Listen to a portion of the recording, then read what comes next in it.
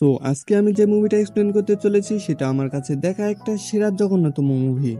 আর এই movie explain করার প্রধান কারণ হলো এরকমের ঘটনা আমাদের দেশ সহ পুরো পৃথিবীর মর্গেই ঘটে থাকে। তাই আমি বলি আপনি প্রাপ্তবয়স্ক না হলে এই মুভিটি স্কিপ করতে পারেন। তো বন্ধুরা কথা না বাড়িয়ে চলুন শুরু করা যাক আজকের এই মুভি এক্সপ্লেনেশন। সো আমরা মুভির শুরুতেই একজন মৃত ব্যক্তিকে দেখতে পাই যে কিনা একজন ফেমাস অ্যাক্টর ছিলেন যার নাম অ্যানাফির। আসলে কিছুক্ষণ আগে অ্যানাফিটস মারা গিয়েছে আর তার বডিটা এখনো মর্গেই রয়েছে। অন্যদিকে দুইজন লোককে দেখতে পায় যার একজনের নাম ছিল ইভান। ইভান তার বন্ধু পাওকে দেখতে এসেছে। তাদের কথাবার্তার মাধ্যমে জানা যায় পাও এই হাসপাতালের মর্গে কাজ করে আর তার ডিউটির এখনো 1 ঘন্টা বাকি রয়েছে। তারা তিনজন বাইরে আসে এবং সেখানে তারা প্রচুর পরিমাণে ড্রিঙ্কস করে আর অ্যানাফিটসকে নিয়ে কথা বলতে লাগে।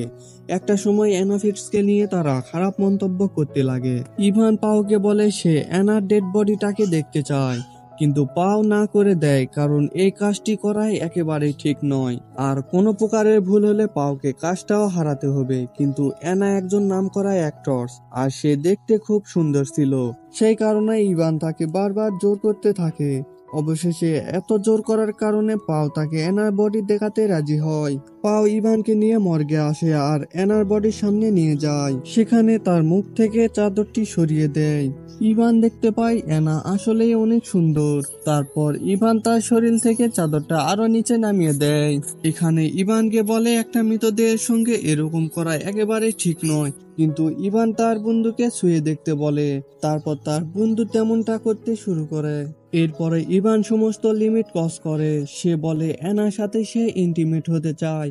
এখানে তার বন্ধু তাকে বলে লাশের সাথে এসব জঘন্য কাজ করা একেবারে ঠিক নয়, কিন্তু ইভান বলে আমার সামনে একটা ফেমাস অ্যাক্টর শুয়ে আছে, আমি তাকে অনুভব করতে চাই। তখন পাও বলে সে এর আগেই এমনটা করে নিয়েছে।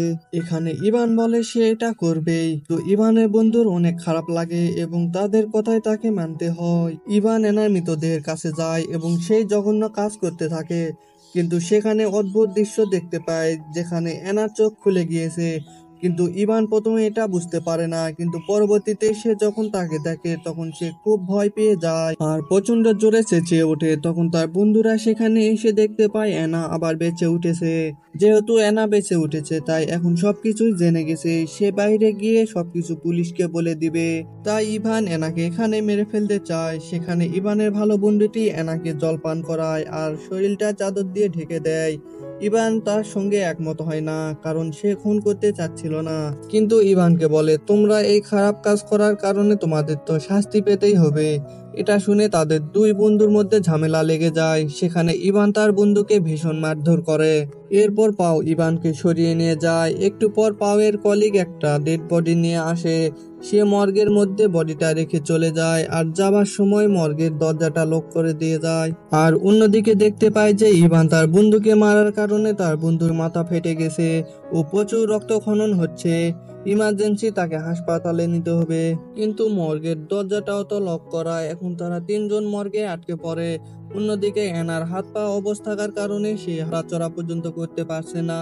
এরপর অ্যানা ও তার বন্ধুকে একটি ঘরে নিয়ে আসে, কিন্তু সেখানে হঠাৎ পাওয়ের কলিগ চলে আসে এবং এমা তাকে চেঁচিয়ে কিছু বলার চেষ্টা করে যে সে এখনো বেঁচে আছে আর সে অনেক বিপদের মধ্যে রয়েছে। কিন্তু ইভান এনার মুখ চেপিয়ে ধরার কারণে সে কিছুই বলতে পারে না।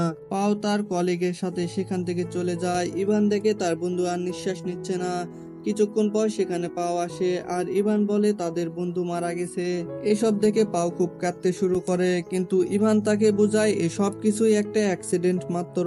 এখানে অ্যানা বলে তোমাদের প্রাপ্য শাস্তি পেতে হবে। এরপর তারা দুইজনে বাইরে এসে একটা প্ল্যান বানায়, আমরা যদি ধরা পড়ি তাহলে আমাদের ফিউচার শেষ। এরপর ইভান বলে বন্ধুর লাশকে গুম করে দিতে হবে আর সাথে অ্যানাকেও মেরে ফেলতে হবে। আর অন্যদিকে অ্যানাকে দেখানো হয় সে অনেক চেষ্টা করার পর সে নিচে পড়ে এবং সেই মৃত বন্ধুর পকেট থেকে মোবাইল বের করে সাহায্যের জন্য ফোন করে। তখনই তারা ঘরে চলে আসে ও মোবাইলটি ছিনিয়ে নেয়। তারা বুঝতে পারে অ্যানা কাউকে ফোন করেছে সাহায্যের জন্য, কিন্তু অ্যানা কোনো কথা বলার আগেই তারা মোবাইলটা ছিনিয়ে নিয়েছে। তারা অ্যানাকে অন্য এক জায়গায় নিয়ে যাচ্ছিল, ঠিক তখনই ওই নাম্বার থেকে আবার কল আসে। যখন ইভান ফোনটা রিসিভ করে তখন অ্যানা চেঁচিয়ে ওঠে। আসলে সেই নাম্বারটি অ্যানার বাবার ছিল। ইভান বলে ভুলবশত ফোনটা চলে গেছে, আর অ্যানা মুখ চেপে ধরার কারণে কিছুই বলতে পারেনি। অ্যানার এমন কৃতকর্মের জন্য তাকে চড় মারতে লাগে আর বলে, একটু আগে তুমি মৃত ছিলে আর আবার তোমাকে আমরা মৃতদেহে পরিণত করব। ইভানের বন্ধুর ডেড বডিটাকে লুকিয়ে রাখার জন্য একটা কন্টেনার আনতে বাইরে যায়, আর এদিকে পাও অ্যানার হাত পা বাঁধতে থাকে। কিন্তু অ্যানা বলে, তুমি এমনটা করো না, তোমার বন্ধু একটা মিথ্যেবাদী, তোমাদের ওই ভালো বন্ধুটাকে ইভান শ্বাসরোধ করে মেরে ফেলেছে, শাস্তি হলে তোমার বন্ধু ইভানেরই হবে। এটা শুনে পাও হতবাক হয়ে যায়, কিন্তু তারপরেও অ্যানার মুখে টেপ লাগিয়ে দেয়।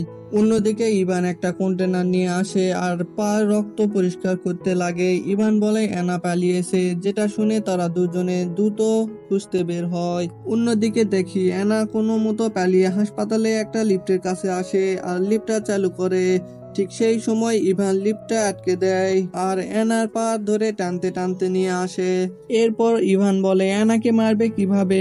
পাও বলে নিঃশ্বাস রোধ করে মারলে কোনো প্রুফ থাকবে না। ঠিক তখনই ইভান একটা কাপড় এনে পাওকে দেয়, কিন্তু পাও এত জঘন্য কাজ করতে সে চাচ্ছিল না।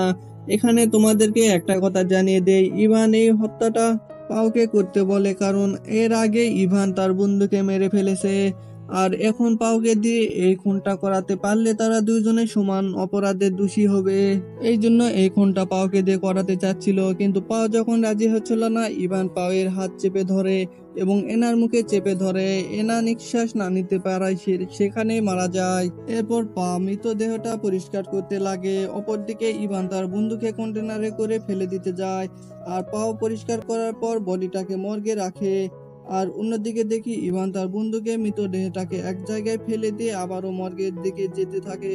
পা মর্গে থেকে যখন একেবারে বাইর হয়ে যাবে তার আগে সে শেষবারের মতো অ্যানার মুখটা দেখতে চায়। সেখানে গিয়ে সে তার মুখ থেকে চাদর সরিয়ে দেয়। অ্যানাকে জীবিত দেখে পা বলে, তুমি একেবারে চুপচাপ থেকো।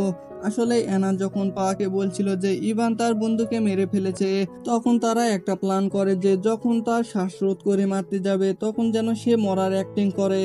আর অ্যানা অ্যাক্টর হওয়ার কারণে সে অনেক ভালো অ্যাক্টিং করে। আর ইভান মনে করছিল যে অ্যানা মারা গেছে। এরপর ইভান সেখানে চলে আসে আর তারা দুইজন মর্গ থেকে বের হয়ে চলে যায়। আর ইভান তার ওয়ালেট চেক করতে গেলে দেখে যে সেখানে তার আইডি কার্ড নেই। আইডি কার্ড নেওয়ার জন্য সে মর্গে যেতে থাকে। পাও তাকে অনেক চেষ্টা করে আটকানো। যখনই ইভান আবারও মর্গের মধ্যে প্রবেশ করে তখন দেখতে পায় যে এখনো অ্যানা বেঁচে আছে।